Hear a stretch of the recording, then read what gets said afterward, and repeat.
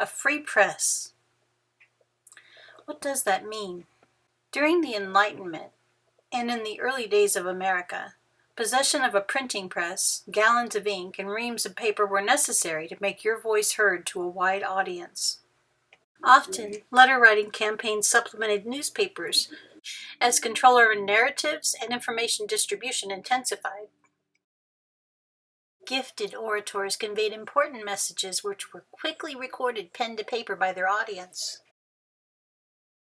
Ink and paper were the tools which defined our right to communicate knowledge.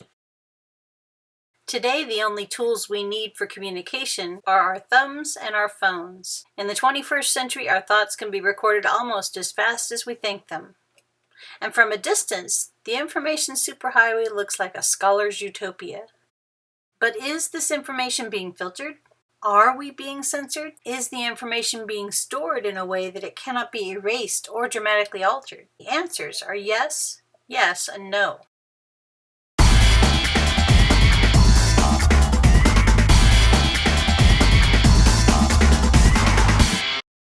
Yes, we do know that information is being filtered because this fact entered into the historical record by a Google whistleblower.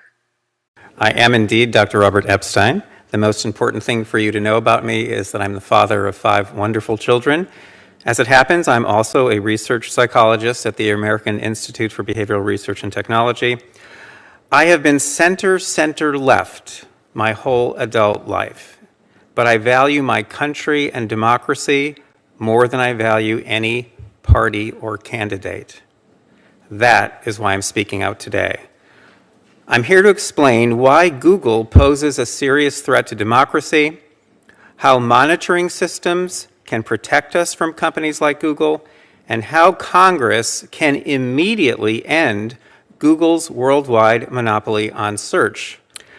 I've been a research psychologist for nearly 40 years. My PhD is from Harvard, and since 1981, I've published extensively. Some of my research has focused on Google, on the company's massive surveillance operations, censorship capabilities, and unprecedented ability to manipulate the thinking of 2.5 billion people, soon to be 4+ billion.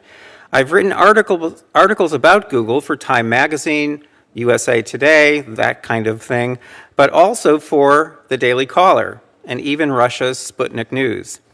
I reach out to diverse audiences because I believe the threats posed by Google, and to a lesser extent Facebook, are so serious that everyone needs to know about them. Here are just 3 disturbing findings from my research which adheres to the very highest standards of scientific integrity. Number 1, in 2016, Google's search algorithm likely impacted undecided voters in a way that shifted at least 2.6 million votes to Hillary Clinton, whom I supported. I know this because I preserved more than 13,000 election-related searches prior to Election Day, and Google's search results were significantly biased in favor of Secretary Clinton. These manipulations are invisible and non-competitive. They're controlled entirely by big tech companies, and there is no way to counteract them.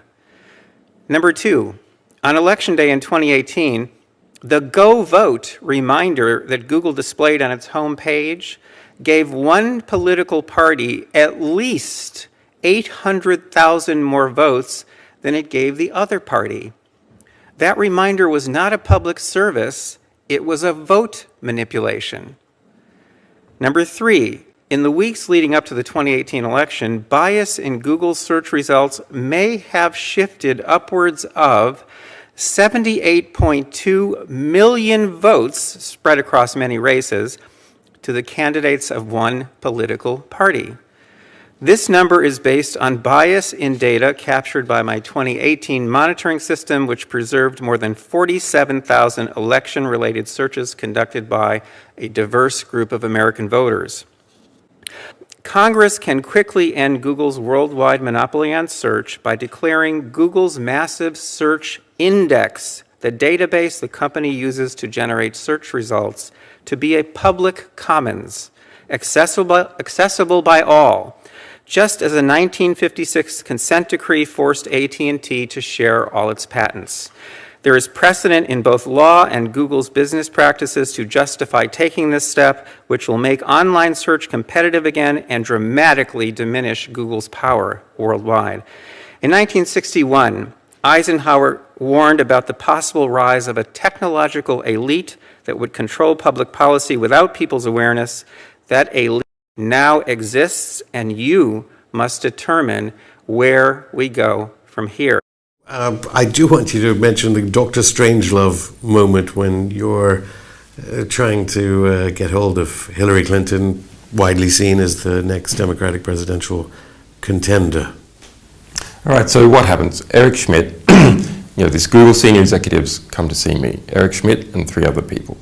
I don't think too much about the 3 other people at the time, and we have this interesting conversation, which is documented in the book. And then a little bit later, I need to speak to the most senior person in the State Department. Hillary is the most senior person. And so we tried to arrange that call, and for people who are maybe not familiar with these things, if you get your PA to try and arrange something with someone else's PA in some big departments, actually you can get up pretty high pretty quick. And there was this Dr. Strangelove moment where the State Department is saying, who wants to talk to Hillary, Julian Assange? Come on, is it really Julian Assange? How can we prove that it's Julian? How can you prove it's Julian Assange, et cetera, et cetera? And so we start progressing up the levels, and then we get a statement that there'll be a callback, which is not unsurprising, to check, et cetera. And we do get communications back, but we get them through a back channel. One of my other staff members who had arranged the Schmidt visit, the visit by Google, he got the call. And he got the call. Even though you called the State Department, not He got Google. the call from Eric Schmidt's then girlfriend, Lisa Shields, who doesn't work nominally for the State Department. She's the Chief of Communications of the Council for Foreign Relations. So the call came in, Julian wants to talk to Hillary. Okay, well, we need to make a back channel in the State Department. Who do we know that, oh, that's right. Lisa Shields was just out there because we were told all about it. So get Lisa to be the back channel. So there we have a circumstance where the senior executive of Google was literally in bed with the State Department. Yes, we are being censored on a platform-by-platform basis every single day. Just ask anyone on Twitter or Facebook who has an opinion outside the mainstream, and they will tell you that censorship is real.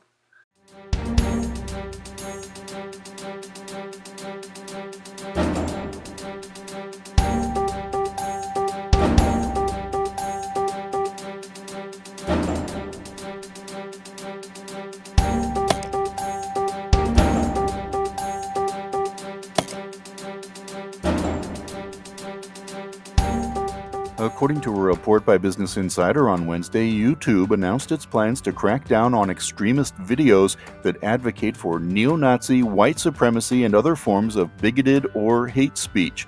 The new policy, revealed in a company blog post, will ban videos alleging that a group is superior in order to justify discrimination, segregation, or exclusion based on qualities like age, gender, race, caste, religion, sexual orientation, or veteran status. Business Insider reports the new policy will also prohibit videos denying the existence of well-documented violent events, including the Holocaust and the shooting at Sandy Hook Elementary. I've watched entire YouTube channels disappeared, some of them from fellow scholars who had decades of work in their content.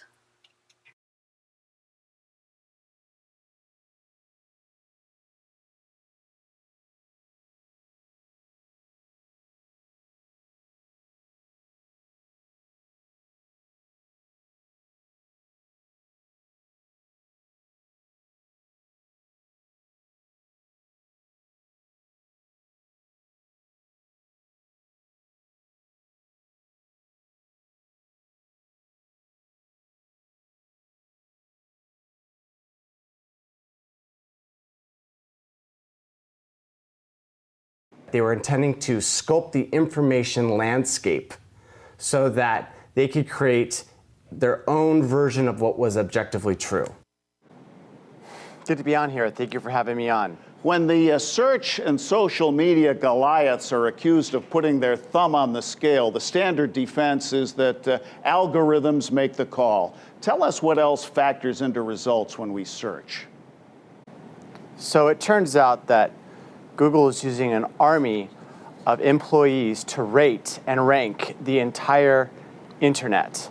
And a person, website, place, or thing are ranked according to their expertise, authoritativeness, and trustworthy score. This EAT score is actually derived by what Wikipedia has to say about the website, person, or topic. And from those, from that EAT score, the page is assigned a secret PageRank score, and then that is used to calibrate the search algorithms and rank pretty much the entire internet. Well, that scares me right away, because when you say Wikipedia, everything I've ever seen on Wikipedia, I always make efforts to confirm elsewhere. So they're starting out on shaky ground, aren't they? Yeah, I mean, Wikipedia has been politicized, and it's been vandalized over and over and over again. And more recently, in the last, I think like 4 years, there's been a lockdown installed on many, many articles of political nature on Wikipedia. If it's no longer an open system, then the question is, who has access to this system, and do they have, the truth and honesty and integrity, in mind when they're editing articles, or are they really just trying to score political points? I was a senior software engineer at Google. I spent 8.5 years at the company. The last 3 years, I was working at their YouTube division. And then from 2016, I started to see something really go wrong with the company. They kind of did a complete 180 after Trump got elected. And I started noticing that they were violating their mission statement, which was to organize the world's information and make it universally accessible and useful. Right. The whole organize the world's information and make it universally accessible and useful was a very specific mission statement that they had. And what that meant to me and a lot of other people was that they were going to let the data decide the way that their products operate and put their user first. But in 2016, after the election of Donald Trump, they decided that, that too much fake news and not enough authoritative content. And so they started making changes at the company in order to boost authoritative content and push down fake news. And the big question that I had was, how exactly do they define fake news? Right. And that led me down a rabbit hole. How do you define authoritative? Is it something that has credibility? Well, it turns out that it doesn't. And what this authoritative content ended up meaning was stuff from the establishment press, articles from CNN and the New York Times and the Washington Post and the Wall Street Journal, and these establishment media organizations that were pushing a narrative onto the American public. That was the content that she wanted to push up, and all the other stuff she wanted to push down. Now, the problem with this is that those sites that she was trying to push down were actually talking the truth. They were talking about the Russian collusion hoax and presenting the information to the American public that this Russian collusion between Russia and Trump was actually not based on sound evidence, that it was a manufactured operation by the DNC and other players in order to frame Donald Trump to cast doubt on the legitimacy of his presidency. Yeah, and as regular viewers of this show know, I am no fan of Trump, but I am a fan of the truth, and it was laughable from the beginning, and now we've seen it all kind of fall on its face, but you're holding up these news sources as authoritative that, sold the WMD lie to us. Anti-war voices are not allowed on these outlets, and yet those are the ones that are being held up. Yes, it may have been Trump's election that kind of lit the fire under Google's ass, but it's not only right-wing sites that have suffered. It's a lot of left-wing sites and sources as well. Right. So the thing is that the censorship is not just targeting conservatives. Conservatives were the first ones that were targeted. But now what we see is the umbrella of censorship opening up and now encompassing a lot of left-wing sites. For example, one of my favorites is the Jimmy Dore Show. And they have suffered all kinds of censorship problems. And they've also suffered users being automatically unsubscribed from their channel. Yeah. And so this is a problem that's not just on the right, or the left. It's both of us together. And anyone that opposes the constructive manufactured narratives of the establishment press is being suppressed across multiple platforms that Google owns. I'm going to talk about the Russia thing. I know, right? But I'm going to talk about it in a different way. I'm going to talk about how it's bullshit and we should stop talking about it.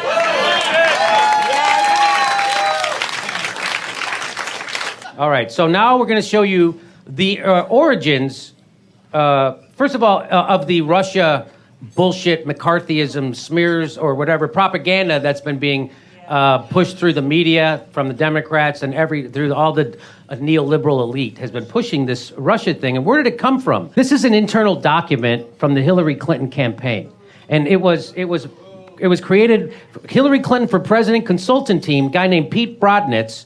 This is from June 26, 2015, and this is from an internal poll they did on the horse race, and it's called Top Line Results.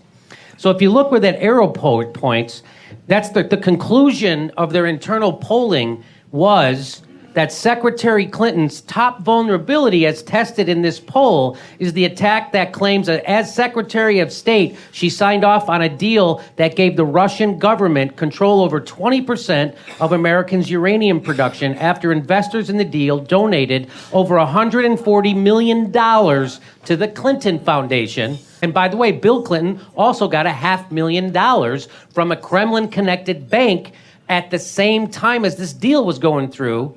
And that was among his highest paid speeches of his life. So that's real. So that's a real connection. Her internal polling showed that was her biggest vulnerability because half of all likely voters are less likely to support Clinton after hearing that statement, and 17% were much less likely to support. So they said that was her biggest vulnerability. And what do you do with your vulnerability? You throw it on your opponent. Also, what is your opponent's biggest strength? You attack it. Donald Trump's biggest strength was his patriotism. So they fucking take her biggest vulnerability and they throw it on his biggest strength. And that was a decision made by John fucking Podesta. And how do I know that? Because here it is, 2015. So just a few months after that internal report, Donald Trump starts to surge. At the end of 2015, he starts to surge and they start to get scared. So if you read that part in blue at the bottom, what it says is, the best approach is to slaughter Donald for his bromance with Putin. That's from December 2015, after the June thing. So there you go. That's where this comes from. This is fucking made up. And you know how I know it will never be proven is because the FBI and the DHS, Department of Homeland Security, were not allowed to look at the DNC or Podesta servers. So we'll never have fucking proof ever. That's the only way you could prove it. So there you go. This is the saddest media spectacle I've ever seen since I began practicing journalism in 2005.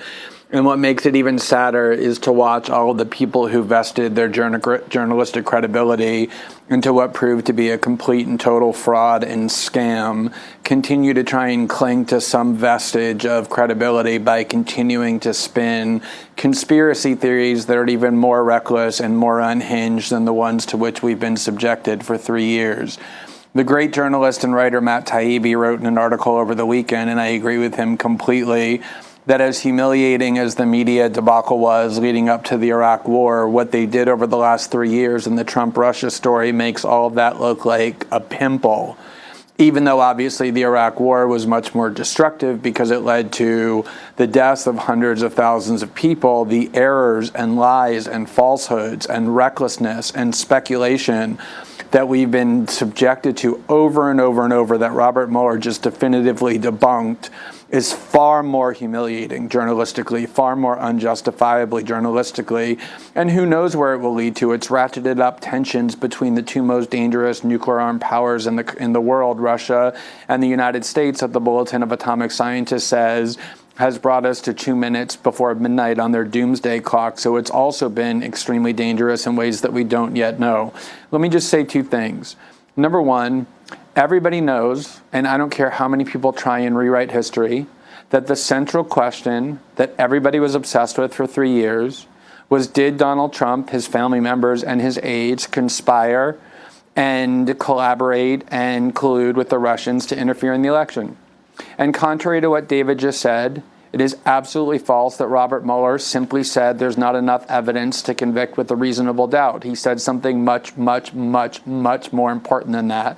He said that after 20 months of investigation, with a huge team of FBI agents and prosecutors heralded as being the most aggressive and skilled in the world, we found no evidence that this happened. That's what Robert Mueller said. The whole thing was a scam and a fraud from the beginning, and the New York Times headline today says that as clearly as it can. Robert Mueller finds no collusion between Trump and Russia. That was the focal point of the entire narrative, no matter how much people try and change the focus. The second point, this idea that, oh, we haven't heard from Robert Mueller yet, we've only heard Bill Barr's summary of him. Yes, that's true. But Bill Barr has been friends with Robert Mueller for 30 years. They come from the same Republican circles in the Department of Justice. They both work together at the Bush Justice Department, the Bush 41 Justice Department. All we heard for 20 months is that Robert Mueller is a man of the greatest integrity and patriotism. The idea, the very idea, just think about this, that he would allow Bill Barr to run around making false and misleading distortions about what the Mueller team found, and not one person on the Mueller team, including Bob Mueller himself, would stand up and say, wait a minute, he's distorting what our findings was. That is laughable. That's exactly the kind of conspiracy theories that led to this entire mess in the first place, and we should no longer tolerate this. Rachel Maddow and MSNBC are the Judy Millers of this story, except unlike Judy Miller, who was scapegoated for doing things that her male colleague did and had her career destroyed, Rachel Maddow will continue to make $10 million a year for NBC because she's their most valuable brand, and there will be no reckoning in consequences for this story that the media got radically, fundamentally, and deliberately wrong for almost 3 years now.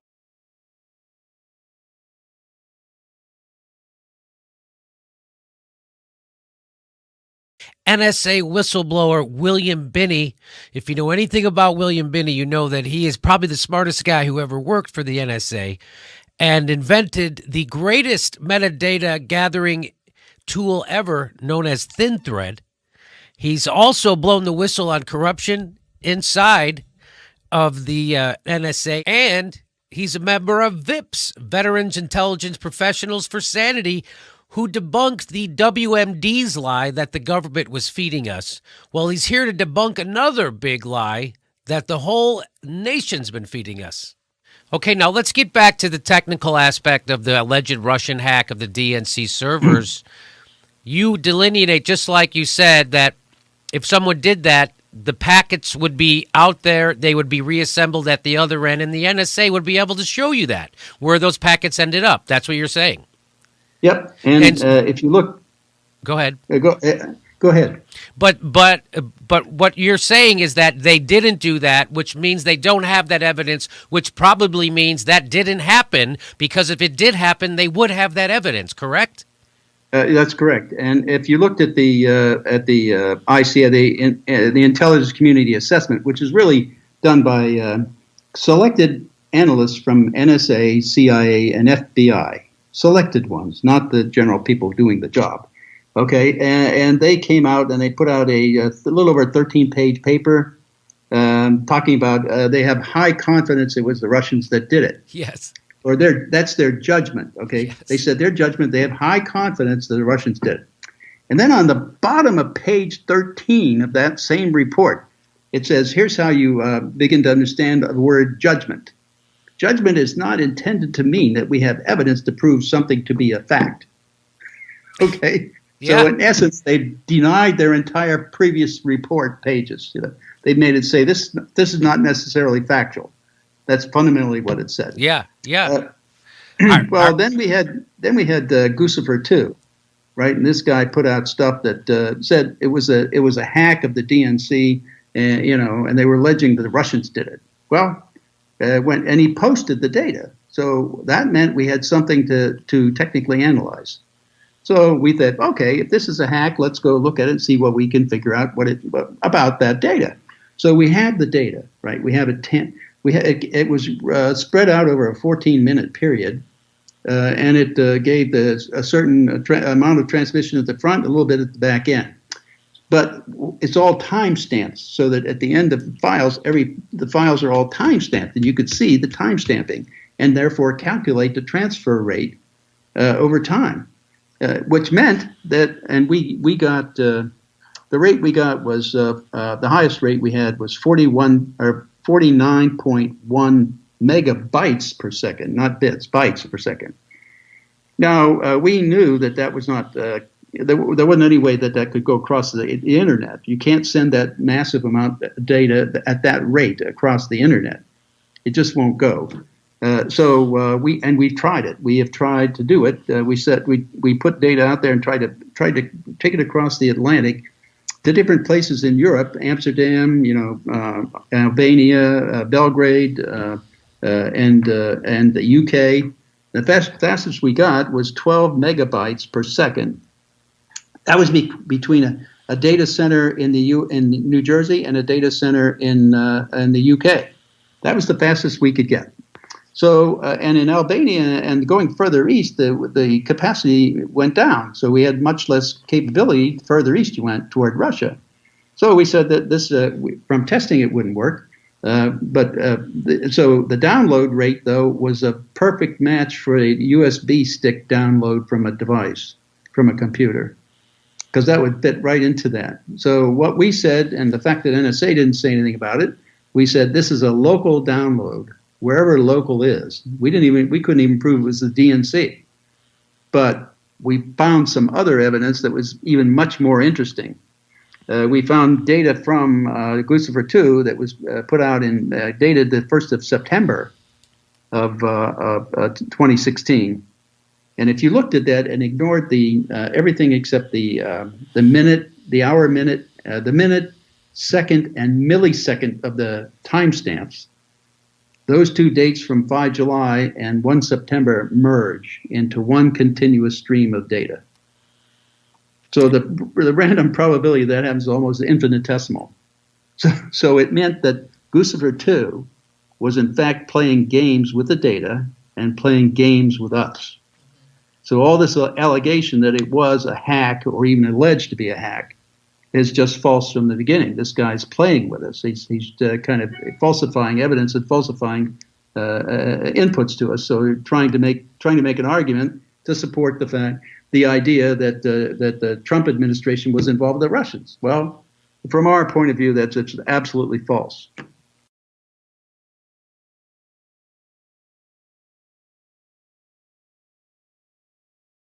And probably most disturbing is no, the information is not being stored in a way that prevents it from being erased or altered. In fact, information is being privatized and monetized like never before, and controversial information is being deleted. I saw this happen in real time during the 2016 Democratic primary. Live news reports would be deleted, public meetings would be deleted, anything that challenged the dominant narrative was under threat of deletion.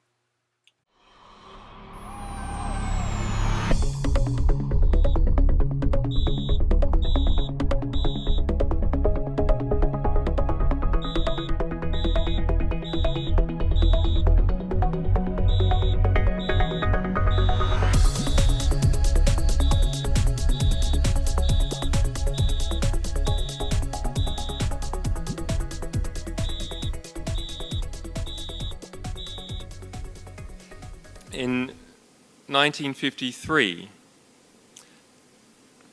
after Stalin died, Beria, the NKVD chief, the chief of the secret police, fell out of favor and was executed. And the great Encyclopedia of the Soviet Union had an entry on Beria, 3 pages.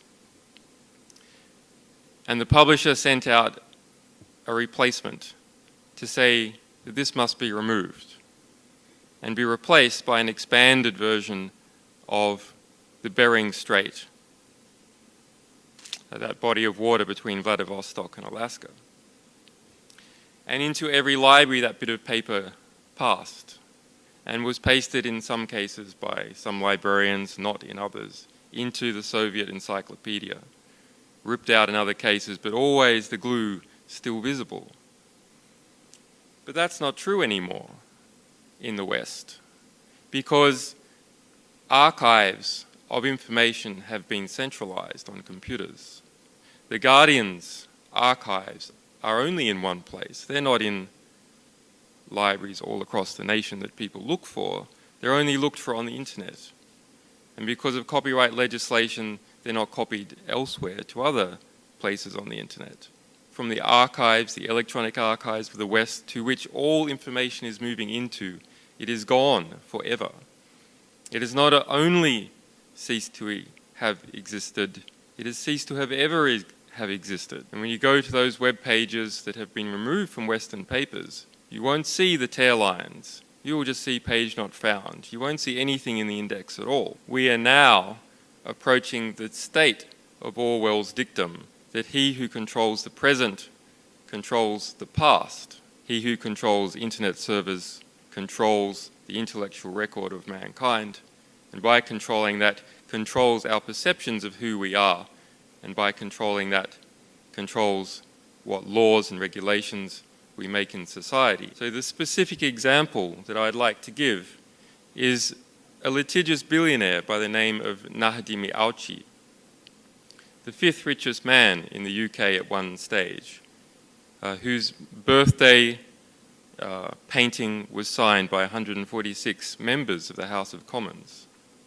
A very well-connected man, connected politically, connected in business, and connected in the social establishment of the UK. He attempted to remove, through legal threats, articles about his conviction for corruption in France in 2003 in the Elf Aquitaine scandal. And he just sent legal threats. He never went to court. And The Guardian removed 4 articles about that case from its records that were over 5 years old and had never told its readers. They're removed from the index. When you follow links to them, you'll just see page not found. And so did the Times, and so did the London Independent, and so did major internet companies in the United States. But that's just one example of a litigious billionaire, and there are hundreds. In the UK right now, there are 300 secret gag orders. Those are gag orders that not only prevent the press from reporting corruption and abuse, they prevent the press from reporting that the press has been gagged. This is not the liberal democracy that we had all dreamed of. This is an encroaching, privatized censorship regime. And just like everything else in the West that becomes privatized and fiscalized, censorship also is not only a mechanism that is implied by the state. It is something that can be hijacked by wealthy plutocrats, by big companies, to use the coercive mechanisms of the state through the judicial system, through unequal access to the judicial system, through patronage networks, to have material removed permanently from the historical record. 2016 was the year that I came to know that our mainstream corporate media is very scripted and controlled, as we saw in a prior video on Reclaiming Our Minds. In that context, when President Trump rails against the mainstream media, he isn't completely wrong. Now, when I think of a free press, I think of a society where the press is free to publish the abuses of those in power. It's not just that they can do this, it's an obligation that they hold to do this. The case of Julian Assange is the defining case surrounding freedom of the press, and that's not just in the United States, but throughout the Western world. So when the Trump administration pulls a press credential from a journalist, is that the equivalent to the prosecution of Julian Assange? Let's watch the involved journalist, Jim Acosta, as he's asked what he thinks about Julian Assange and his prosecution under the Espionage Act. May I? Oh, you have your video camera there, so this is going to be a doozy. Well, we'll see. Go ahead, sir. Okay. Just before your book came out, something happened that the Washington Post, the New York Times, and many Pulitzer Prize-winning journalists have recognized as an existential threat to the free press. What are your thoughts on the Trump administration's use of the controversial Espionage Act to indict the WikiLeaks founder Julian Assange for publishing classified information in the early 2010s that exposed war crimes, informed the public, and didn't harm anyone? I appreciate that question. I'm probably not going to give you a satisfactory answer, but I'm going to do the best that I can. I've been asked this question before. I take it from your question and your enthusiasm that you may be a Julian Assange supporter or WikiLeaks supporter. Perhaps that's not the case. Maybe you're just asking the question. I don't know. In general, I support anybody speaking truth to power. I appreciate that. Thank you very much. I do think, and forgive me if you don't agree with me on this, I do think what happened with us and my press pass case is slightly different than what happened with Julian Assange and WikiLeaks. And I could try to talk about that for a few moments, but I don't want to drag it on out forever and ever, and then everybody else doesn't get a chance to get their questions asked, but I'll do the best I can. My understanding about the Julian Assange situation is that, he is being charged not just for trying to speak truth to power and trying to reveal things, he is in trouble for other things. And, what we've seen during the 2016 campaign, where there were contacts between WikiLeaks and Russian operatives, that I think takes WikiLeaks and Julian Assange into sort of a different category than just a straight news organization, straight publisher of news around the world. Now, I'm not saying that, I'm not rendering a verdict on Julian Assange. I think he should have his day in court. I think we should see what the facts are, see what they're presented, and let a court let that process play out. I do think that there is a value in whistleblowers, no question about it. And I do think that there is a value in people inside the government dealing with journalists to shine a light on government secrets. No question about it. I mean, during the writing of this book, you can imagine how there are Trump folks who are deeply fearful of speaking on the record with me. I only got a couple of folks to speak on the record with me. Most of them wanted to speak on background. I talked to a national security official with the Trump administration who told me that he didn't know whether or not President Trump was pursuing U.S. interests and was concerned about some of the things that he was doing in terms of his dealings with Vladimir Putin. This official obviously would not be able to talk about those kinds of things on the record. He would be in a lot of trouble. But we need that kind of information. And so I do understand what Julian Assange and WikiLeaks, what the spirit of what they're trying to do, but I can't sit here and endorse everything that they've done and the tactics that they've used to go about presenting the information that they gather to the world. And I hope you can appreciate where I'm coming from on that. That's really all I have to say on the topic. But I'm specifically asking, thank you for your response. But specifically, I asked about the indictments under the Espionage Act. Yeah. Not allegations of Russian collusion, which the Mueller report said laws should not be abused to punish journalists and punish publishers of information. But I can't on the fly here interpret what is going on in the Julian Assange case and give you a satisfactory answer that's going to make you feel as though I'm citing them. Just what do you think? Should journalists or be put in prison for publishing classified information? That's the question. Just for publishing classified information. That's the question. That was the question. I appreciate the time. Thank you.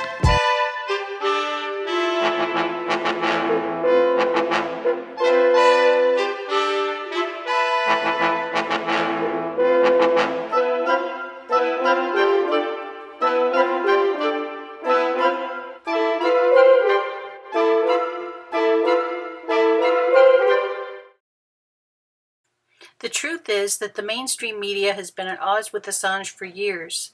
They have peddled every smear and swayed public opinion against the publisher. Why? Through the years, Assange has struck back, building a record of contention between WikiLeaks and the mainstream press. He has criticized the press openly for manufacturing consent for war, as well as for being too close to the powerful, whom they're supposed to be policing.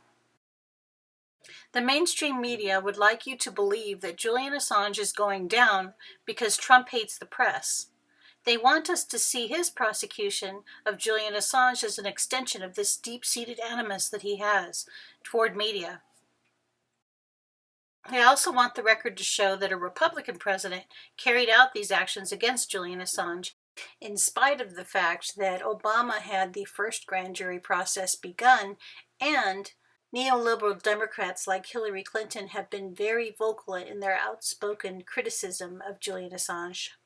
Indeed, sources within the U.S. State Department state that Hillary Clinton even called for Julian Assange's drone assassination.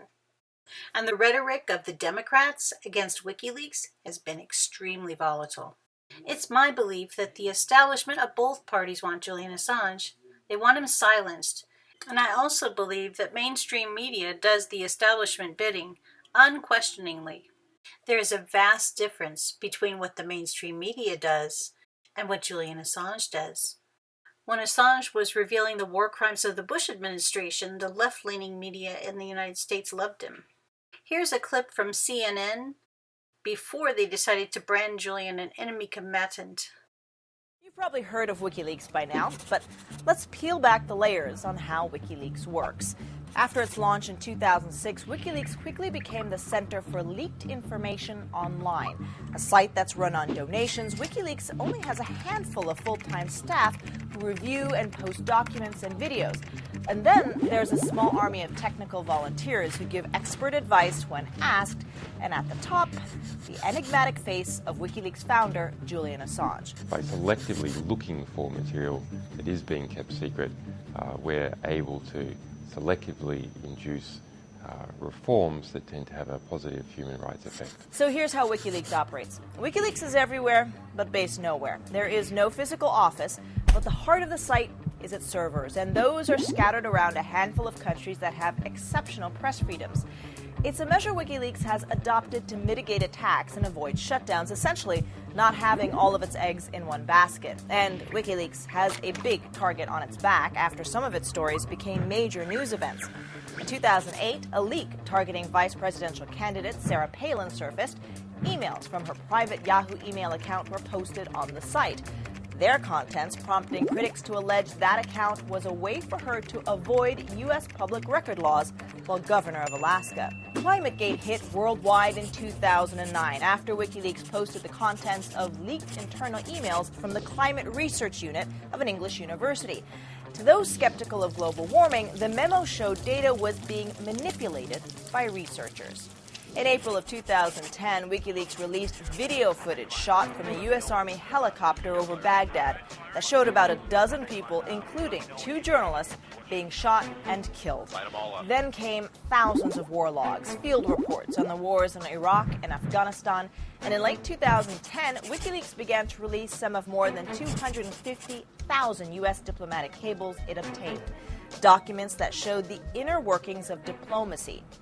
Reaction is mixed, to say the least. Some, like Congressman Ron Paul, argue free society should know the truth, and WikiLeaks aids in that. But critics, like U.S. Secretary of State Hillary Clinton, argue the opposite, saying it could cripple diplomatic efforts and put lives at risk. Since the diplomatic cable leaks, the WikiLeaks site itself has come under fire. Supporters responded by creating hundreds of mirror sites. For its enemies, taking out WikiLeaks is becoming a tough game of digital hide-and-seek.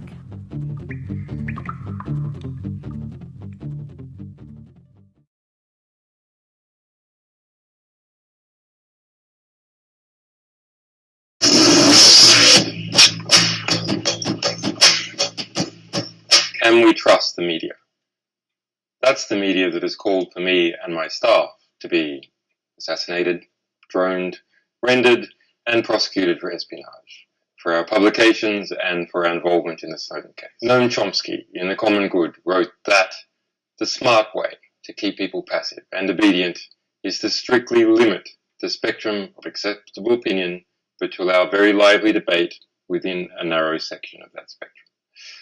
We live in a mediaocracy. What is politically possible is defined by the media environment. I started WikiLeaks because I understood this reality.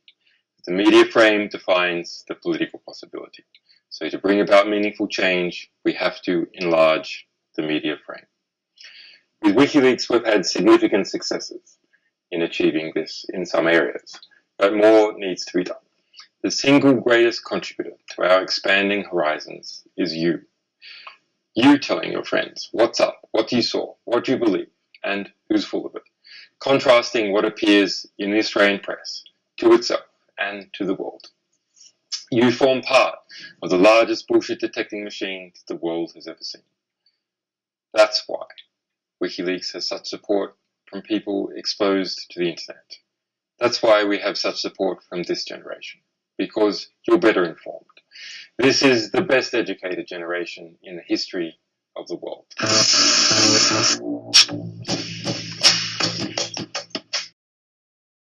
Assange refused to be a member of the club.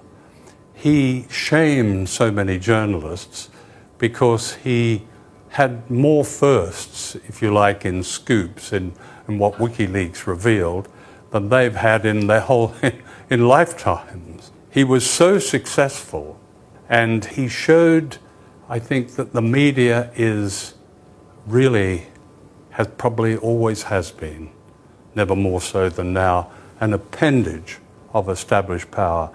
He shone a light on that, and that was unforgivable. Living in. The attacks on Julian by the mainstream media are just awful. The attitude to Julian of the mainstream media is awful.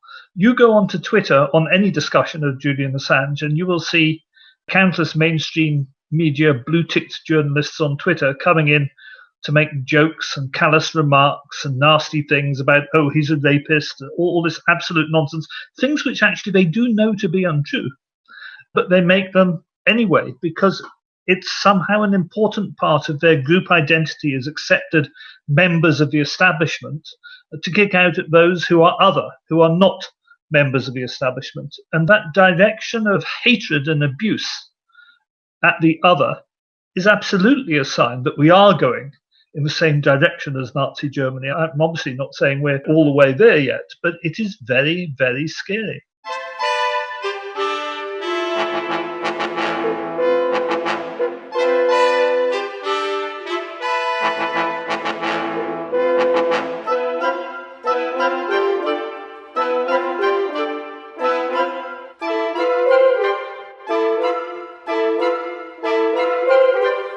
In this broader framework of what we do, it is to try and build an historical record, an intellectual record of how civilization actually works in practice, now, from the inside, everywhere, in every country around the world. Because all our decisions, individual decisions, our political decisions, are based upon what we know.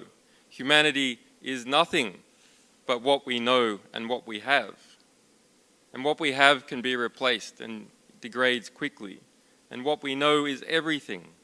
And it is our limit of what we can be. Before we embark on any particular political stratagem, we first have to know where we are. Because if we don't know where we are, it is impossible for us to know where we're going. Likewise, it is impossible to correct abuses unless we know that they're going on.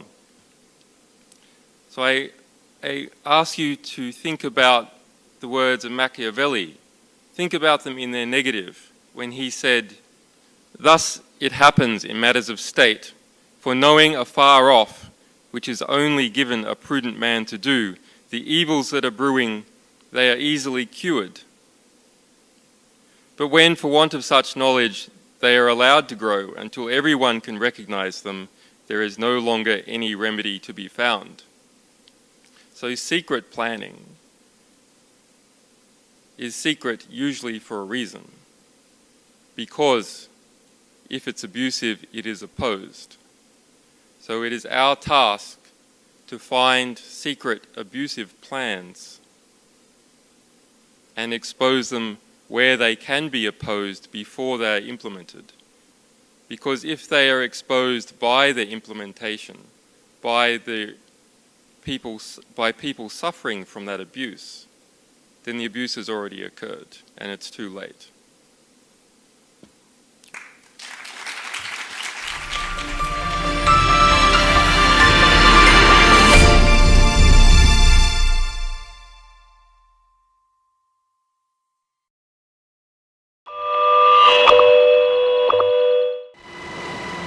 Hundreds of civilian deaths, a black unit to hunt down Taliban leaders, intelligence pointing to Pakistani and Iranian involvement in the insurgency. The US military's secret Afghanistan war logs provide the most revealing picture of the conflict so far. An hour-by-hour account emerges from 92,000 cryptic reports, each recording an incident involving NATO troops, a Taliban attack, or intelligence received. They were shared with The Guardian, The New York Times, and Der Spiegel by the whistleblower's website, WikiLeaks. Its founder, Julian Assange, explains why he made it public. If journalism is good, it is controversial by its nature. It is the role of good journalism to take on powerful abuses. And when powerful abuses are taken on, there is always a back reaction. So we see that controversy and I believe that is a good thing to engage in. And in this case, it will show the true nature of this war. And then the public from Afghanistan and other nations can see what's really going on and take steps to address the problems. The significance of this material is both the overarching context, that is, it covers the entire war since 2004, and individual events which are also significant, or a thread of events. So those include something like Task Force 373, an US-based assassination squad that goes around Afghanistan killing people on a kill or capture list. It includes significant events where many people were killed. For instance, we are looking at an event that killed 181 people at once, some by an AC-130 gunship. It includes detail about how the war is supported in various ways. So how the political class in Kabul interfaces with US military and intelligence, how the corruption is spread through that community, but also how the war is mediated by Pakistan and possibly by Iran. The nearest analogue is the Pentagon Papers, which was released in the early 70s. That exposed how the United States was prosecuting the war in Vietnam. That was some 10,000 pages, and some of those pages were accepted and put into the New York Times and other US newspapers. It wasn't for several years that a book was published of some 5,000 of those pages by Beacon Press. This situation is different in that it's not just more material and being pushed to a bigger audience and much sooner, if you like, everyone has the book, the whole lot at once, but rather that people can give back. So people around the world who are reading this are able to comment on it and put it in context and understand the full situation. That is not something that has previously occurred, and that is something that can only be brought about as a result of the internet. Militaries keep information secret to prosecute their part of a war, but also to hide abuse. And there is a military argument for keeping some information secret that is very timely. So an example of where troops are about to deploy. But that information expires quickly. And this information ranges from 2004 to 2010, So that argument is not valid for this type of information. This legend on my t-shirt is really quite nice. It's from the Norwegian Journalists Association, SKUP, and it says, dig down in time. And it's a reference to the snowfalls in Norway, that if you're up in the mountains and there's a lot of snow, you've got to dig down in time to be safe. But for investigative journalism, this is dig down into the archives to understand. This disclosure is about the truth. Philip Knightley, the great investigative reporter and Australian who for the past 30 or 40 years has made the UK his home, said that the first casualty of war is the truth. But the attack on the truth by war begins long before war starts and continues long after a war ends. In our release of these 400,000 documents about the Iraq War, the intimate detail of that war from the US perspective, we hope to correct some of that attack on the truth that occurred before the war, during the war, and which has continued on since the war officially concluded. In that material, the deaths of some 109,000 people are documented. Internally declared, 66,000 civilians. Working with the Iraq body count, we have seen that there are approximately 15,000 never previously documented or known cases of civilians who have been killed by violence in Iraq. That tremendous scale should not make us blind to the small human scale that occurs in this material. In fact, it is the deaths of 1 and 2 people per event that killed the overwhelming number of people in Iraq.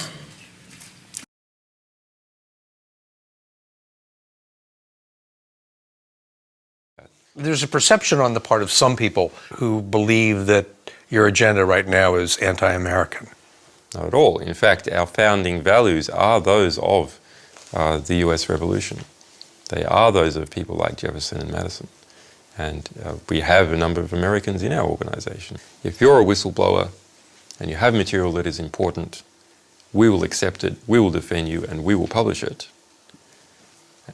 You can't turn away material simply because it comes from the United States. There is an element of the press, most of the mainstream press, nobody wants to see you prosecuted because it could affect the way that they do their business. But there's also a feeling within the community that you're not one of them, that you play a different game. We do play a different game, and I hope we're a new way. The point that they're making, I think, is that you're not you're a publisher, but you're also an activist. We're a particular type of activist. In the US context, there seems to be a communist activist or something. So it's agitator.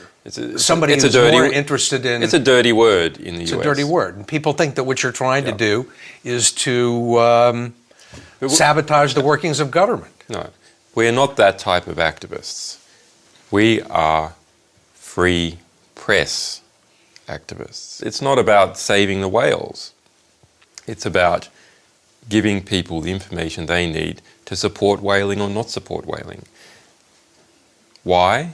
That is the raw ingredients that is needed to make a just and civil society. And without that, you're just sailing in the dark. After the release of the State Department cables, Attorney General Eric Holder condemned WikiLeaks for putting national security at risk. I think there's a real basis, there's a predicate for us to believe that crimes have been committed here. And Holder announced that the Justice Department and the Pentagon were conducting a criminal investigation. They are reportedly looking at the Espionage Act of 1917 and other statutes to find a way to prosecute Assange and extradite him to the U.S. It's completely outrageous. Are you surprised? I am surprised, actually. But you are screwing with the forces of nature. You have made some of the most powerful people in the world your enemies. You had to expect that they might retaliate. Oh, no, I fully expect that they retaliate. You gathered, you stored all sorts of classified cables and documents and then released them to the world on the internet. They see that as a threat. And they want to... Well, they see it as highly embarrassing. I think what it's really about is keeping the illusion of control. I'm not surprised about that. I am surprised at how the sort of flagrant disregard for US traditions. That is what I'm surprised about. You're shocked. Someone in the Australian government said that, look, if you play outside the rules, you can't expect to be protected by the rules, and you played outside the rules. No, we've actually played inside the rules. We didn't go out to get the material. We operated just like any US publisher operates. We didn't play outside the rules, we play inside the rules. There's a special set of rules in the United States for disclosing classified information. There is. There's a long-standing. There's a special set of rules for soldiers, for members of the State Department who are disclosing classified information. There's not a special set of rules for publishers who disclose classified information. There is the First Amendment. It covers the case. And there's been no precedent that I'm aware of in the past 50 years of prosecuting a publisher for espionage. It is just not done. Those are the rules. You do not do it. Are you a subversive? I'm sure there are certain views amongst Hillary Clinton and her lot that we are subverting their authority. But you're right. You're right. We are subverting illegitimate authority. The question is whether the authority is legitimate or whether it is illegitimate. Do you consider the U.S. State Department a legitimate authority? It's legitimate insofar as its actions are legitimate. It has actions that are not legitimate. And you've gone after the ones that you think are illegitimate? We don't go after. That's a bit of a misconception. We don't go after a particular country. We don't go after a particular organisation or group. We just stick to our promise of publishing material that is likely to have a significant impact. If they let you get away with it, then they are encouraging... They will have to have freedom of the press. Then they will encourage that it's encouragement to you or to some other organization. And to every other publisher. Absolutely Right. correct. It will be encouragement to every other publisher to publish fearlessly. That's what it will encourage. Publish information much more dangerous than this information. If we're talking about creating threats to small publishers to stop them publishing, the US has lost its way. It has abrogated its founding traditions. It has thrown the First Amendment in the bin because publishers must be free to publish. He calls threatening statements from people close to power. What statements are you referring to? The statements by the Vice President, Biden, saying, for instance, that I was a high-tech terrorist. Sarah Palin calling to our organisation to be dealt with like the Taliban and be hunted down. There's calls either for my assassination or the assassination of my staff or for us to be kidnapped and renditioned back to the United States to be executed. Well, as you know, we have a First Amendment and people can say whatever they want, including politicians. I don't think that many people in the United States took seriously the idea that you were a terrorist. I would like to believe that. On the other hand, that incitements to murder are a serious issue, and unfortunately there is a portion of the population that will believe in them and may carry them out. And finally, Julian, who do you consider to be your number one enemy? Well, our number one enemy is ignorance.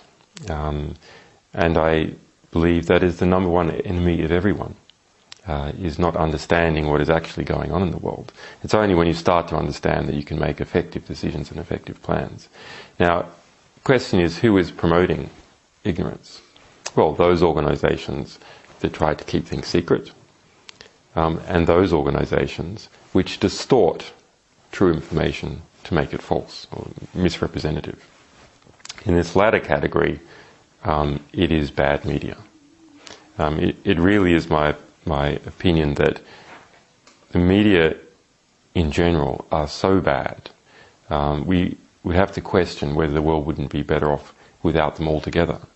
They're so distortive to how the world actually is, that the result is we see wars and we see corrupt governments continue on. One of the hopeful things that I've discovered is that nearly every war that has started in the past 50 years has been a result of media lies. The media could have stopped it if they had searched deep enough. If they hadn't reprinted government propaganda, they could have stopped it. But what does that mean? Well, that means basically populations don't like wars. And populations have to be fooled into wars. Populations don't willingly and with open eyes go into a war. So if we have a good media environment, then we'll also have a peaceful environment.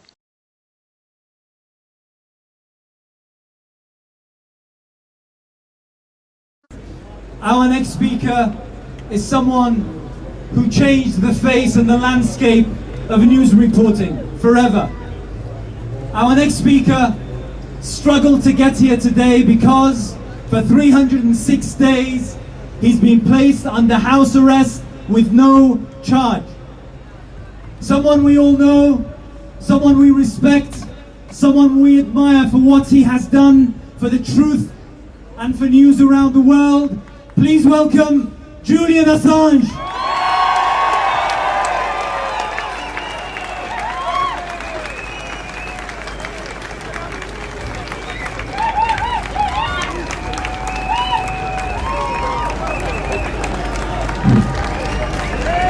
Thank you. Thank you. Well, what a wonderful crowd. It's not a crowd that I often get to see, but very heartening to see that so many people care about the values that I hold dear. And that is something I want to talk about. What can we do with our values? What can we do at all in relation to this war? Because the reality is Margaret Thatcher had it right. There is no society anymore. What there is a transnational security elite that is busy carving up the world using your tax money. To combat that elite, we must not petition. We must take it over.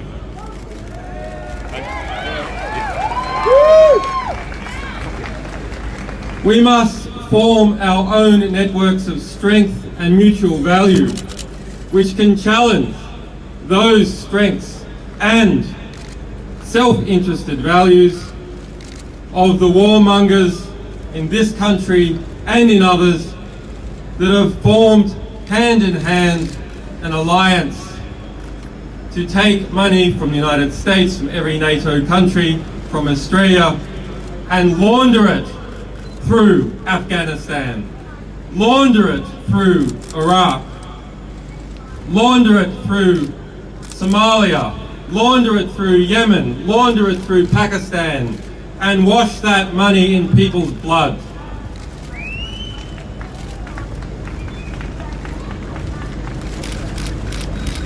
I don't need to tell you the depravity of war.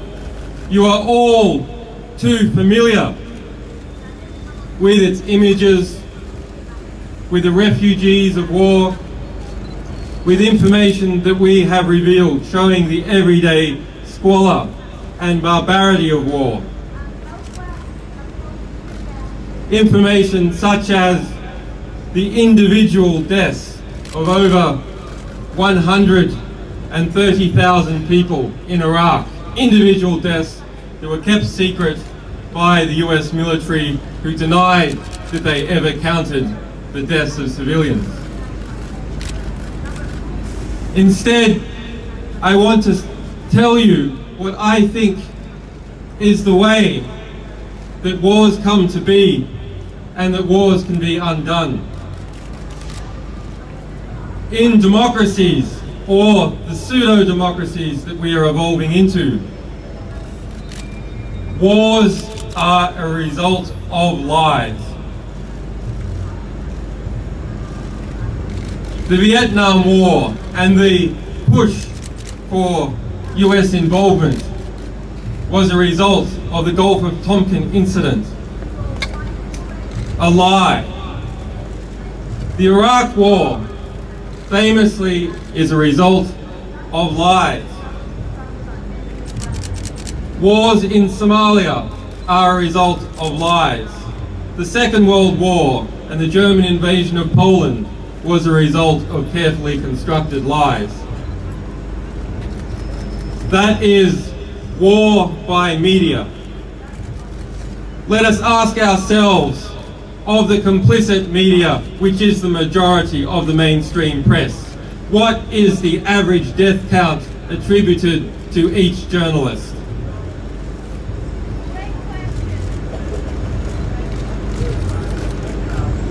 When we understand that wars come about as a result of lies peddled to the British public and the American public and the publics all over Europe and other countries, then who are the war criminals? It is not just leaders, it is not just soldiers, it is journalists. Journalists are war criminals.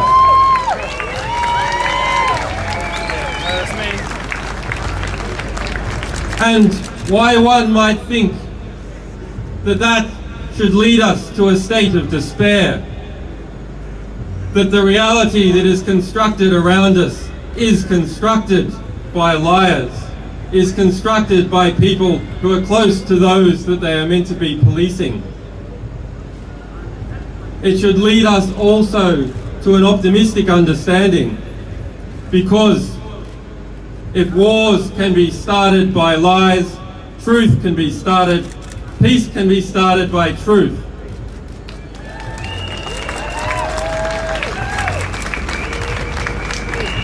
So that is our task, and it is your task.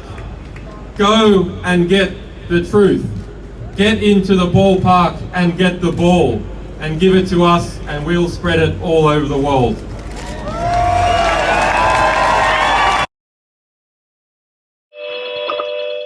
Since the 7th of December 2010, an arbitrary and unlawful financial blockade imposed by the Bank of America, Visa, MasterCard, PayPal, and Western Union has destroyed 95% of our revenue. As a result, WikiLeaks has been running on cash reserves for the last 11 months. The blockade has cost the organization tens of millions of dollars in lost donations at a time of unprecedented costs resulting from publishing alliances in over 50 countries with over 90 media and human rights organizations. Our scarce resources now must focus entirely on fighting this unlawful financial blockade. In order to ensure our future survival, WikiLeaks is now forced to temporarily suspend all publishing operations in order to direct all our resources into fighting the blockade and raising funds.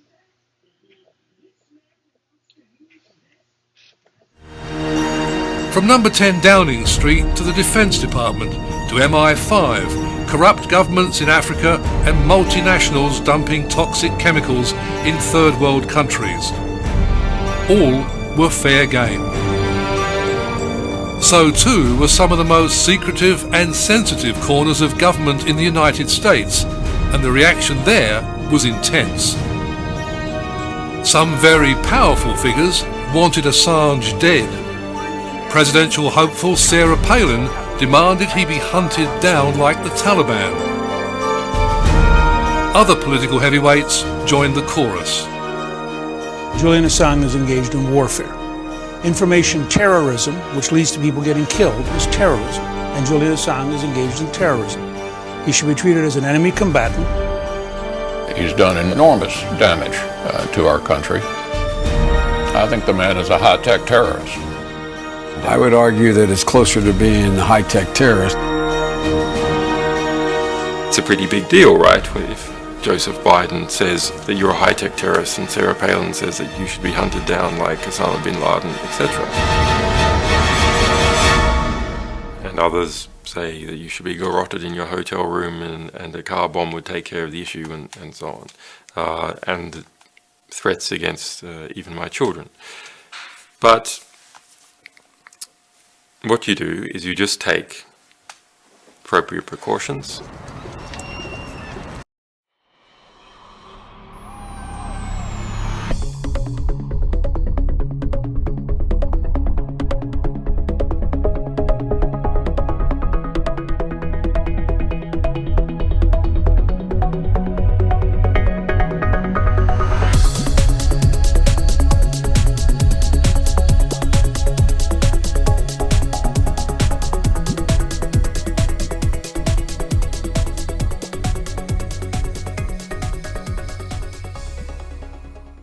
Social critic, author of 7 books, including The Beauty Myth, The End of America. She's joining us here in New York. In fact, it's because of my 23 years of supporting rape victims, working in rape crisis centers, traveling around the world to report more than any journalist I know, which in a way I've been very blessed to have had the chance to do so, from Sierra Leone to Bosnia, to Ireland, to the United Kingdom, interviewing people who support rape victims and work with the legal system. It's because of that that I'm raising my voice about these very ambiguous and corrupt allegations. First of all, let me just correct you and Jacqueline. The Guardian account, which is based on leaked original documents, doesn't say that he had sex with either of these women without their consent. The reason I'm hearing from rape victims across the world who are emailing me saying, I'm a rape victim, thank you for standing up to put these charges in context, is that this is the only case I've ever seen in 23 years of supporting rape victims which is based on multiple instances of consent. If you read these allegations, he took off Miss A's clothes too quickly for her comfort. She tried to tell him to slow down, but then, quote, she allowed him to undress her. This is what the report says. The second woman says she woke to find him having sex with her. When she asked whether he was wearing a condom, he said no. Quote, according to her statement, she said, you better not have HIV. He answered, of course not. Quote, she couldn't be bothered to tell him one more time because she had been going on about the condom all night. She'd never had unprotected sex before. So if you're going to treat women as moral adults, and if you're going to take the issue of rape seriously, the person who's engaging in what he thinks is consensual sex has to be told, I don't want this. And again and again and again, these women did not say, this is not consensual. Assange was shocked when these were brought up as complaints because he had no idea that this was not a consensual situation. Miss A kept Assange in her home for the next 4 days and threw a party for him. So because I take rape seriously, because I'm aware that in 23 years, in Sweden, which has been criticized by Amnesty International for disregarding rape, for letting rapists go free, because you have a better chance in Sweden if you're a rape victim of, dying in an accident or getting breast cancer than having a serious rape allegation prosecuted or getting any kind of legal hearing, according to Amnesty International's report Case Closed. It's because of that that I know that these charges are utterly atypically handled. In 23 years, I've never seen any man in any situation this ambiguous involving this much consent have any kind of legal process whatsoever. And all over the world, women who've been gang raped, brutally raped in alleyways, pimped, prostituted, trafficked, their rapists go free. So yes, this stinks to me. And yes, it's about politics, because really this is about a journalist who has angered the most powerful and increasingly brutal nation on earth. And it's about all of us who are journalists being dragged into a dangerous situation because of criticism of the government.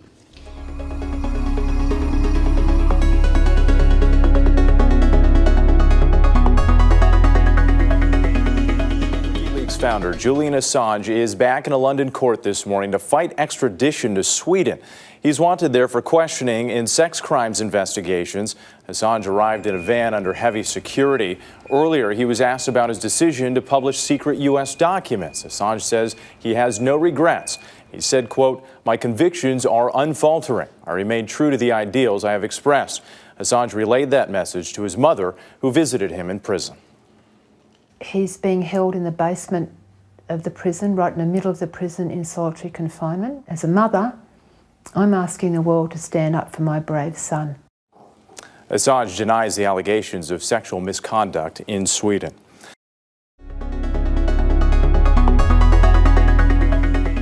Assange's mum staged a one-woman protest outside Kevin Rudd's electorate office earlier tonight, demanding the Foreign Affairs Minister help her son or resign. For the latest, Nicholas Boot is in Brisbane.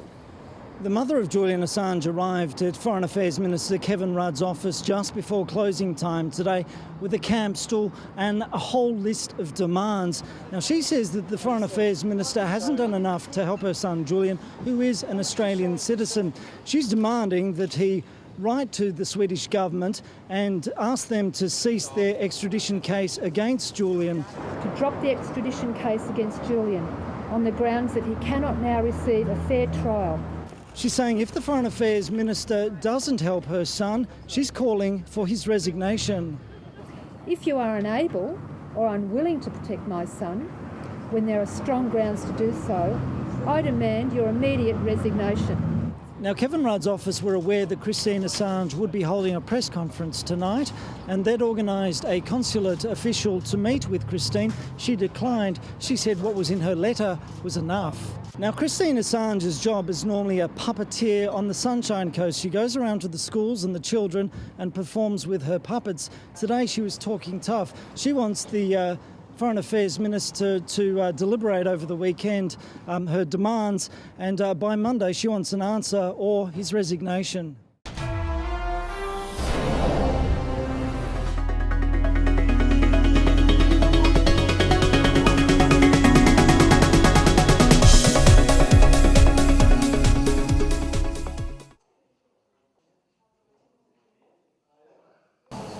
The Minister was very kind, and he listened very carefully to the things that I wanted to tell him, and then he asked many questions and detailed facts.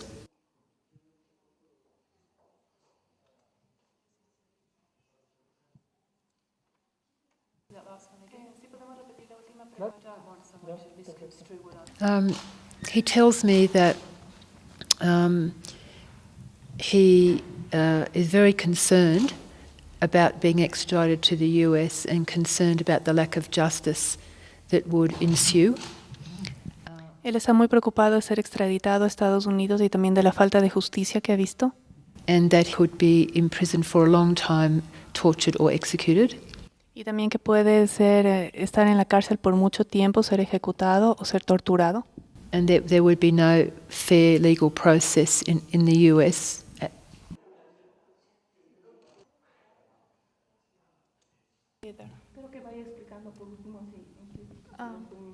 Maybe you can talk a little bit about it.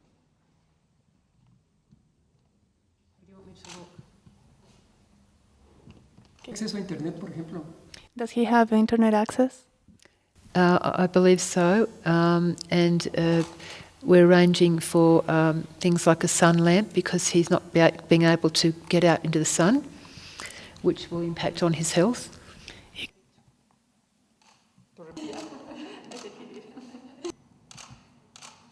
Very much, Christine, for being here today with us in this show. Just to start, how do you feel about the work that your son has done and the effect that it's had on the world, on the policies of the United States, the reactions that have occurred since then, but also on his life and you as his mother, the perception that you've had of his work and what he's done? When he initially started WikiLeaks, he told me that he was doing something to help people in repressive regimes to be able to citizen whistleblowers, to be able to get the truth out about some of the abuses that were happening inside their countries. And for 4 years, that's what happened. And his life wasn't in any way in any threat. He received awards for that work. But then when the documents came to the WikiLeaks Dropbox on America, things all changed. For some reason, it was all right to produce documents about other countries, but as soon as the United States was embarrassed, his life became threatened. So I have two reactions. One as a mother. Of course, I wish he'd never done it. as a mother. But as a citizen, having investigated what WikiLeaks has done to bring transparency to the world about the abuses of power, the corruption, the kidnapping, extortion, aborting, torture, and fraud involved with big financial institutions, of course, I completely support my son. So can you talk a little bit about your son? Who is Julian Assange? He's not what a lot of the media says he is. He's a fairly simple living person. He's not at all materialistic. In fact, he has still has quite a limited wardrobe. The money that WikiLeaks makes, WikiLeaks is a not-for-profit organisation, and they are on modest wages, including Julian. So this was not in any way to create a financial empire. Some people are saying that it is. He's actually quite a shy person. He only went in front of the media in any sort of big way, when the American disclosures came out, because he needed to defend WikiLeaks. And so it's not really his way to be in front of the cameras. And if you knew him personally, you would find that he's a little different from what you'd see in front of the cameras. He's much more relaxed. He has a very good sense of humour. He would smile more and laugh more. Well, did you imagine, I mean, growing up or even in his early adult years, that this is something that he could have done? No. He wanted to be a physicist, a molecular physicist, and there's another word for it. He wanted to discover the source of the universe. That was what he wanted to do. And I guess it's a similar sort of thing. He's always been about truth in some form, whether it was scientific truth or philosophical truth. So he has an incredibly inquiring mind. Even from a little boy, his question was always why. So very inquiring. He's actually quite a creative person. When he was about 5, he used to pick up the harmonica and play blues harp very, very naturally, and he can also draw. He's a bit of a Renaissance person, but chosen to direct it, and he can write beautifully. So he's chosen to direct his energies into WikiLeaks, which is basically journalism combined with the internet. He's a good father. He was a very young father, and many people don't realise this, but at a certain point, Julian's his son's mother was unable to care for Julian's son, and he stepped in and was a single father for many years, and he had sole custody of his son from the time he was about 18 months old. And he gave up his studies and gave up his career to stay home and look after my grandson until he went to school, and then just work part-time after that so that he could be a hands-on father. Does he just have one child? No, there are 2. He has 2 children? But I don't want to talk about Of course. Because I'm trying to protect the family. On that note, do you think that your son's life is in danger? Absolutely. From the beginning, from the US, from politicians and from news commentators, they were screaming out for his murder in the most brutal way. There seemed to be no filter at all on how they were feeling, calling out for brutal forms of murder, inciting murder against my son.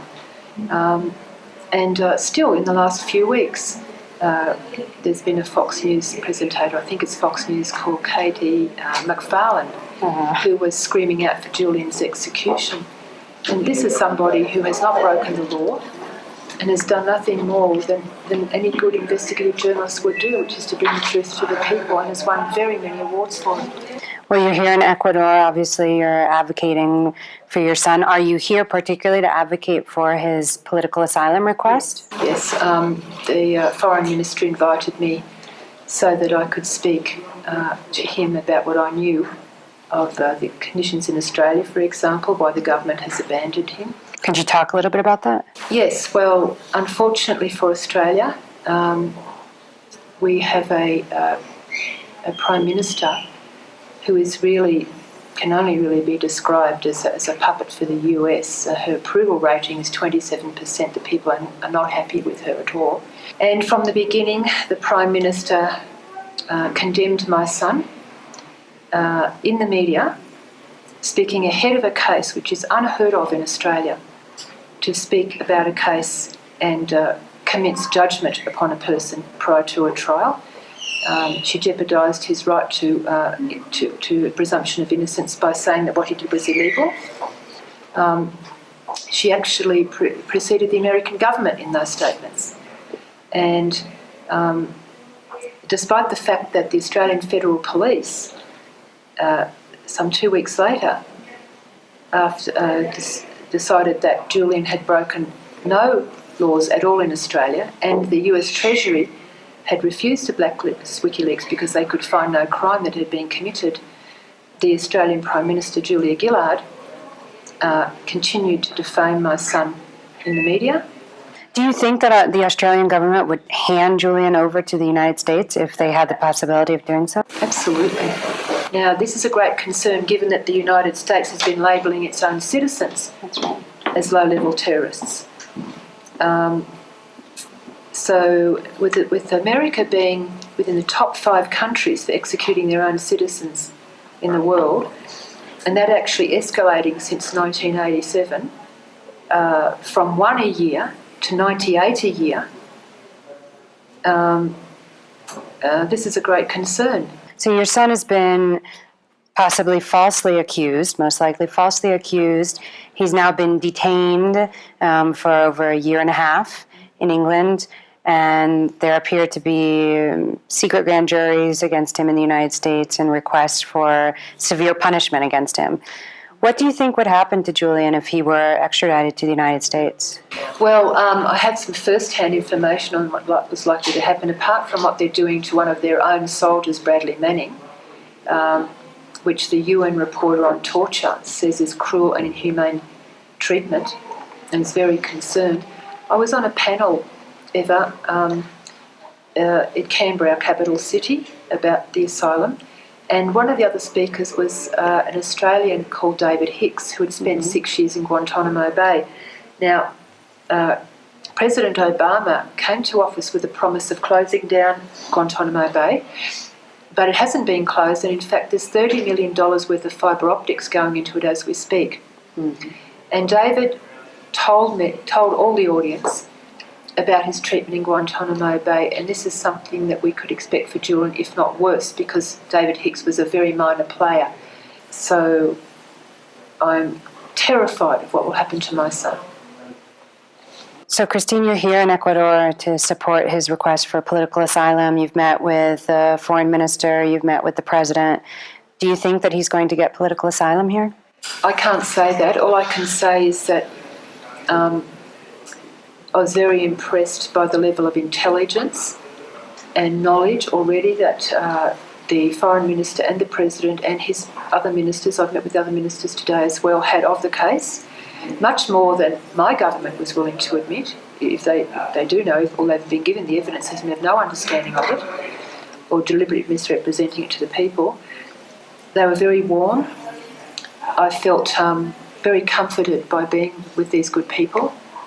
I felt that their concern for Julian was genuine. They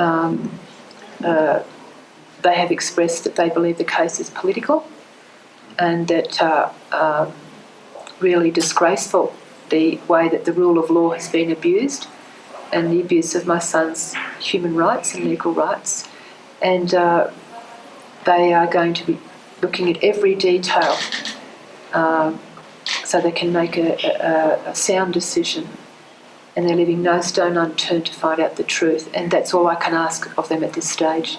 The documents that have been published by WikiLeaks have been incredibly useful for many of us doing investigative reporting in Latin America, because, of course, they've disclosed all kinds of different evidence of U.S. meddling in the affairs of all the countries in the region, and particularly against those that have progressive governments. Yes, Ev, I don't know how much time you've got, but the one cable that moved me the most was the Haiti cable. Did you read the Haiti Liberté? Yeah, many of them, sure. It was clear evidence. For the US to take advantage of a country that was going, a poor country that was going through a horrific earthquake, and to use that and blackmail them to try and get their minimum wage attempts down or refuse them aid, and to block attempts by Venezuela to reduce the cost of oil to 60% so that Haiti could build its hospitals and schools. And then for the US Embassy to send a cable back from Haiti to the US saying the gold rush is on, to the same US contractors who were found doubling quotes and rorting after Hurricane Katrina. After I read that cable, that was it for me. I looked at others, but that was the one that I think touched my heart the most, of the lack of ethics and the brutal materialism to do that to a country, a poor country suffering that amount of distress. Well, we thank you so much for taking the time to do this interview with us today. Thank you for your time. Thank you.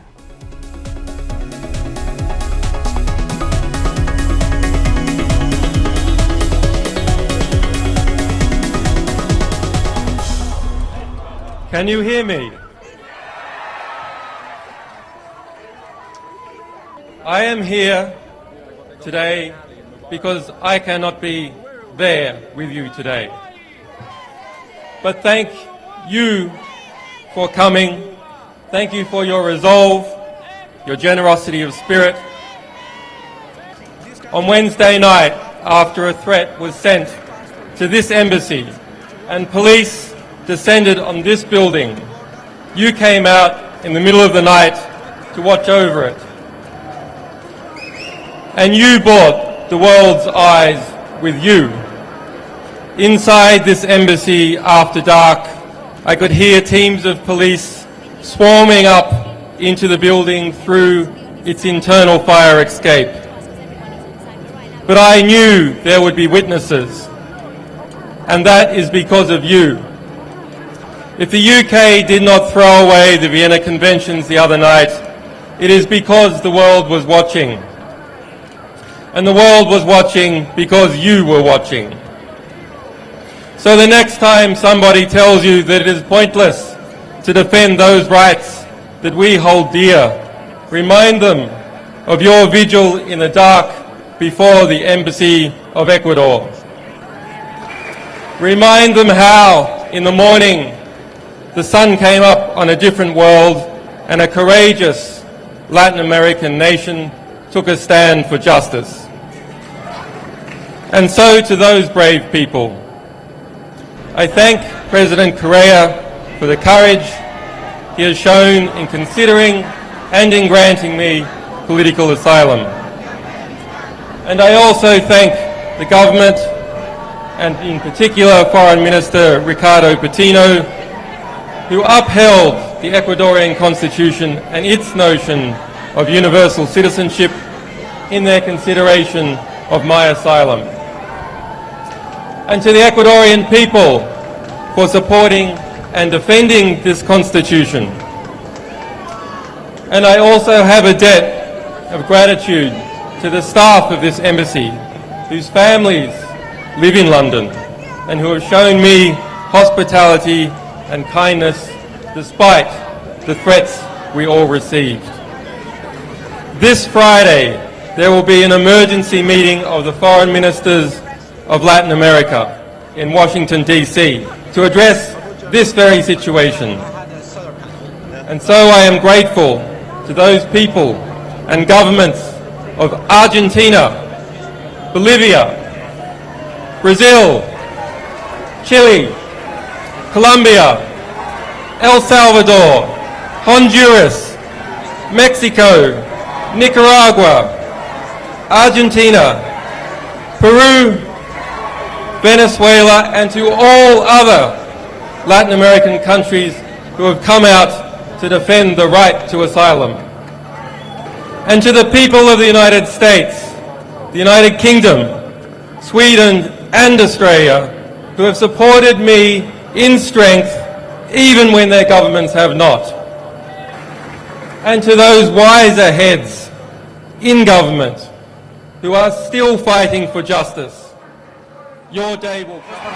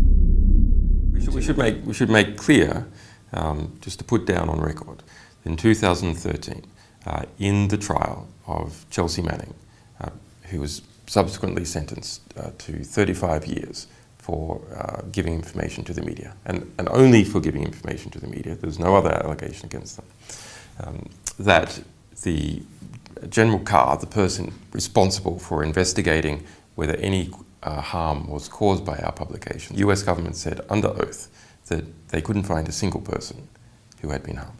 Not a single person.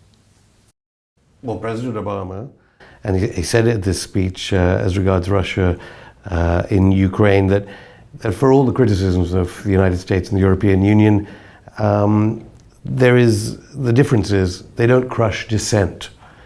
Is President Obama lying? Well, Obama is definitely lying. It varies across the European Union, but Obama has prosecuted more whistleblowers under the Espionage Act than all previous presidents combined. He probably wouldn't say it's dissent. He'd probably say that was leaking of secrets. More than twice as many. Now, of course, he says that that's espionage, but there's no allegation that any of these people have given their secrets to a foreign government or working with a foreign government. The allegations are they're working with the media. Anyway, welcome to the State Department. I think we have some interns in the back. Welcome. Good to see you in this exercise in transparency and democracy. A decade ago, we knew a lot less about the world's powerful leaders and institutions. We knew only what they wanted us to know. Don't worry, be happy. Don't worry, be happy. Don't worry, be happy. Don't worry, be happy. Don't worry, be happy. Don't worry, be happy. Don't worry, be happy. Don't worry, be happy. We didn't know how casually they broke the law or stitched up trade deals, how routinely they conducted mass surveillance or kidnapped, indefinitely detained, tortured, or even murdered people. But then, the whistleblowing website WikiLeaks is getting ready for a bombshell. WikiLeaks, Julian Assange. The guy ought to be, and I'm not for the death penalty, so if I'm not for the death penalty, the only one to do it, illegally shoot the son of a WikiLeaks. WikiLeaks. WikiLeaks. WikiLeaks. WikiLeaks. WikiLeaks. WikiLeaks. I think the man is a high-tech terrorist. Julian Assange founded WikiLeaks, a media organization unlike any other. In 1 decade, WikiLeaks has published more secret documents than all the rest of the world's media combined. WikiLeaks has published more than 10 million documents, more than 10 billion words. If you print them out, they would reach the center of the earth and then come out the other side. To celebrate WikiLeaks' birthday, here are the top 10 greatest hits, 10 publications that helped us all better understand the world we live in. In 2007, WikiLeaks showed us inside Guantanamo Bay by publishing the manuals and standard operating procedures used to hide prisoners from the Red Cross, as well as PR guides used to eliminate certain words like suicide or to rename a hunger strike as voluntary fasting. 500,000 documents make up the Iraq and Afghanistan war logs, the most detailed description of war to have ever been published. Each attack and death is listed, including 15,000 kills that had been kept secret from the public. When European oil company Trafigura dumped illegal toxic chemicals in the Ivory Coast, it convinced a British court to gag the BBC and The Guardian. WikiLeaks published the gag documents breaking the censorship ban. In 2010, WikiLeaks revealed how a US Apache helicopter killed 18 people, including 2 journalists and people in a van driving children to school. What shocked the world was the video game commentary of soldiers eager to kill. Look at that, right through the windshield. Oh yeah, look at those dead bastards.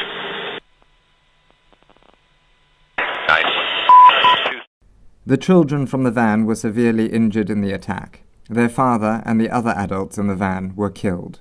The United States strongly condemns the illegal disclosure of classified information. Later that year, WikiLeaks released over 250,000 secret US diplomatic cables about every country in the world. Cablegate exposed wrongdoing on every continent. WikiLeaks exposed the largest international agreements that the world has ever seen, the 3 big T's, which are being negotiated in secret.